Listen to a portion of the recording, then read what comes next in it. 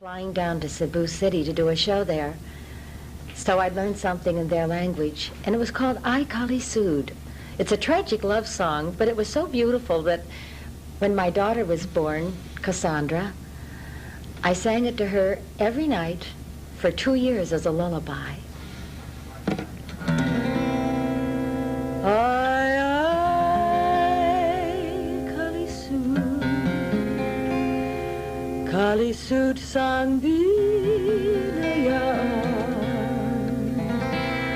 adlaw gabi ay ikaw ang binatangisan. Ay,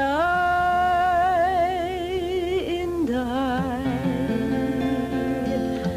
kaso ikang kapalaran,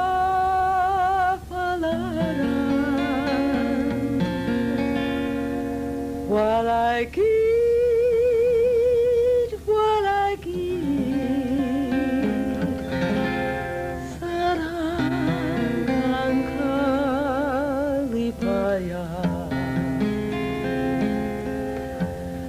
ay cielo azul, abading ka na bala, puligit bani ang nabilanggo sa kuma, maayo pa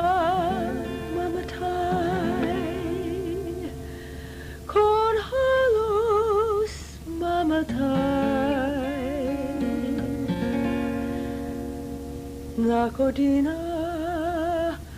makadundu, nako wala na'y kalipay.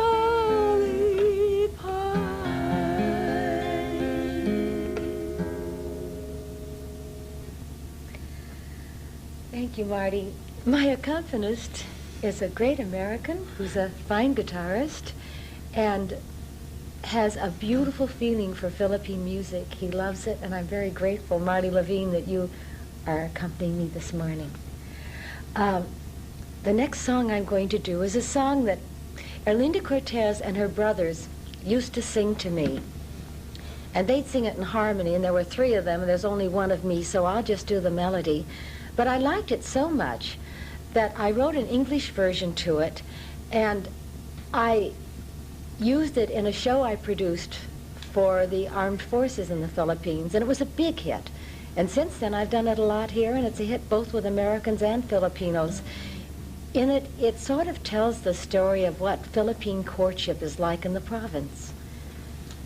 I'll do it in Waray first. Lubi, lubi, lubi, ay Diyos ko nga dito la, kan tatay nga dito la, kan nanay nga dito la, pakiksabot. Ko naruyag kapag kaon, ang silot ay Diyos ko nga dito la, kan tatay nga dito la, kan nanay nga dito la, pakiksabot. Aring-ding-ding-ding, iim tatay ha, ina ring-ding-ding, ring-ding-ding-ding, iim nanay ha, ina ring-ding-ding, ring-ding-ding-ding, pag sumakon ha, ina ring-ding-ding, ring-ding-ding-ding, nang itahin lain. When a boy loves a girl and the girl loves him too, they don't hold hands every night, they don't whisper sweet delights, they don't kiss by starry light in the Philippines. For the custom is old that a girl can't be bold.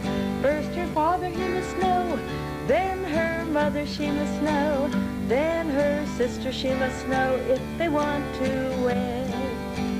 A ring-ding-ding-ding, just say that I love you, a ring-ding-ding, a ring-ding-ding-ding. Say no one else will do, a ring-ding-ding, a ring-ding-ding-ding. If Father would allow a ring-ding-ding, a ring-ding-ding-ding, we'd kiss each other now. They are never alone when he comes to her home, for her father he is there, and her mother she is there, and her sister she is there, so it is no fun. But there's always a way for two lovers to play. To the river each will go, she to wash the dirty clothes, he to bathe his caraval, but no work gets done. A ring-ding-ding-ding-ding, just say that I love you, a ring-ding-ding, a ring-ding-ding-ding-ding. Say no one else will do, a ring-ding-ding, a ring-ding-ding-ding-ding. If Father would allow a ring-ding-ding, a ring-ding-ding-ding-ding, we'd kiss each other now.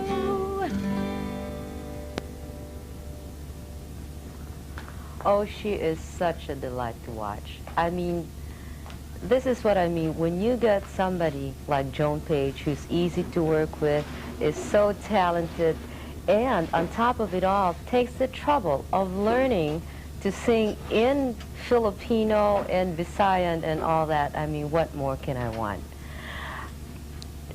You know, I was just wondering, Joan, you were telling me about having learned that Visayan song, right? Mm-hmm. And is that the only Philippine language that you speak? O marunong ka naman mag-Tagalog, hindi ba? Marunong mag-Tagalog, hindi ako marunong mag-Ilocano. Konti na lang salitaan sa Ilocano, Kapampangan, Waray-Waray, Ilonggo, Cebuano. Well, I certainly can see why the armed forces must have gone wild about you when you put on that performance in the Philippines, and also why you got invited to Malacanang so often. I actually was there twice, and it was President Quirino then. And each time I sang for him in Ilocano. And after the first time I sang for him, he said, "You are the blondest Ilocana I have ever met." And what I thought was really funny was a year later I sang again at Malacanang Palace for him. He didn't remember me. He asked me who I was. Well, you know how it is. I mean, presidents, you know, Yes. cabbages and kings. Cabbages and kings. But I also know that you were very much involved in social work in the Philippines. I know about your connection with the orthopedic hospital and all that. That really sort of happened by accident.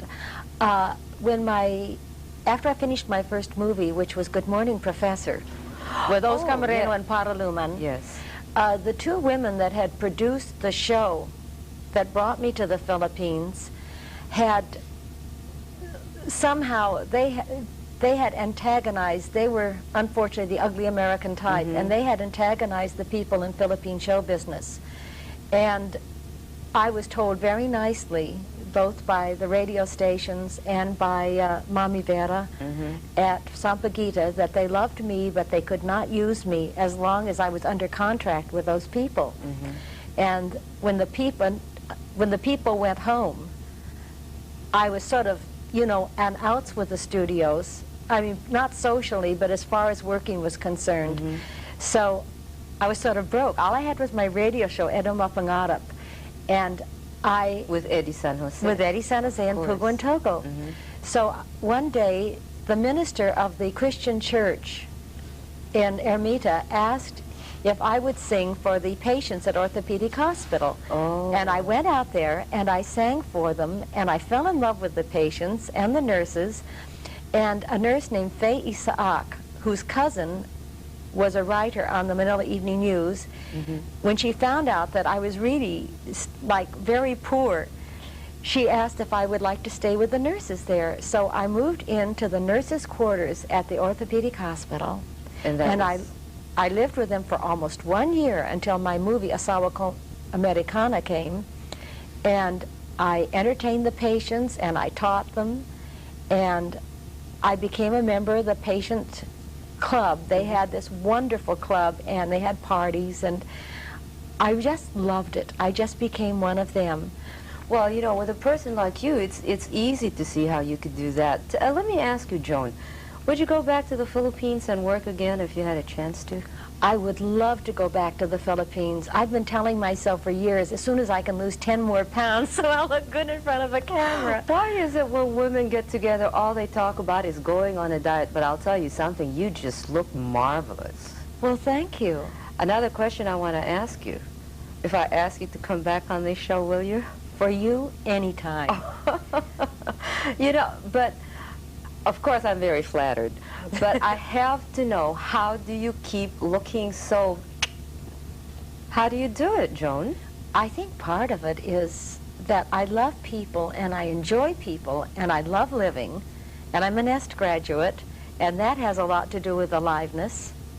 Well, that's something that everybody will have to bear in mind. I'd like to say thank you so much for being here. Listen, I hope you'll be here again soon. I'll let you know when, because right now what I would like to do is, after the commercials, introduce our news portion with Frank Gonzalez and Pete Fajardo. So thank you very much, Joan Page, and I love you, and I'll see you soon. Okay? Marami pong salamat, Joe. Wala pong anuman.